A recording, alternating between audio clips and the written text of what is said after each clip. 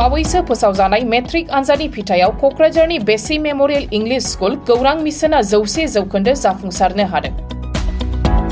रायजो नाङैनो बावैसो फोसावजानाय मेट्रिक आनजादनि फिथायाव 100% जाफुंसारनानै रायजोनि गुबुन गुबुन फरायसालिफोरा गोग्गानाय लाबोनो हानाय बायदिनो बिटिआरनि सदर सहर क'क्राझारनि हल्टुगावआव थानाय बेसी मेम'रियेल इंलिश स्कुल गौरां मिशनआ मेट्रिक आनजादाव 100% जाफुंसारनो हानाया फरायसालि आरो फरायसाफोरनि दिथागिरिफोरजों लोगोसे रायजो राजाफोरखौ गोग्गानाय होदों।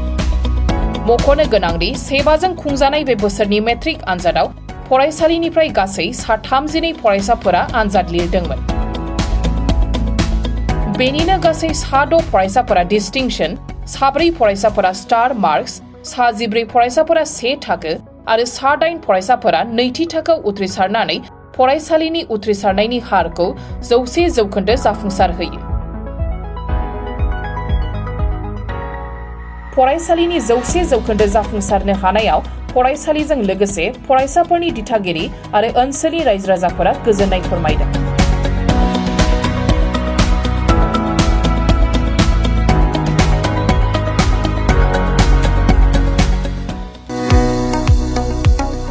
गोजोनथाव खौरां, आइ आफा BM इन्स्टिट्युट अफ पेरामेडिक्सआ सोलोंसाफोरनि थाखाय लानानै फैदों देहा सोलोंथाइनि मोनसे मोजां खाबु। 2023-2024 सोलोंथाइ बोसोरनि थाखाय आइ आफा BM इन्स्टिट्युट अफ पेरामेडिक्सआव सोलोंसाफोरनि मुं थिसननाया सोलिगासिनो।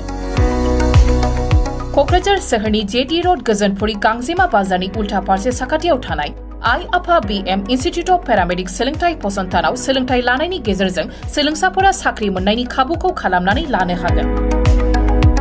भारत सेवक समाजजों गनायथि जानाय बे फसंथानाव 2 बोसोर समनि थाखाय medical laboratory technology BSS diploma, assistant nursing, first aid patient care, dialysis technician, OT technician, physiotherapy डिप्लोमाजों लोगोसे 1 बोसोर समनि थाखाय ICU टेक्निशियन, रेडियोलॉजी टेक्निशियन डिप्लोमाखौ लानो हागोन। बेफोर डिप्लोमाखौ आबुङै सोलोंथाइ लानायनि गेजेरजों सोलोंसाफोरा गोरलै राहाजों साख्रि लानायनि खाबु मोनगोन। गोसो गुदुं सोलोंसाफोरा रोखायै मिथिनो थाखाय 9821663110 6002559220 मबाइल नाम्बाराव फोनांजाब खालामनो हागोन, नङाब्ला क'क्राझार सोहोरनि universal dental and health care सेन्टाराव फैनानै थोंजोङै खौरां लाफैनो हागोन।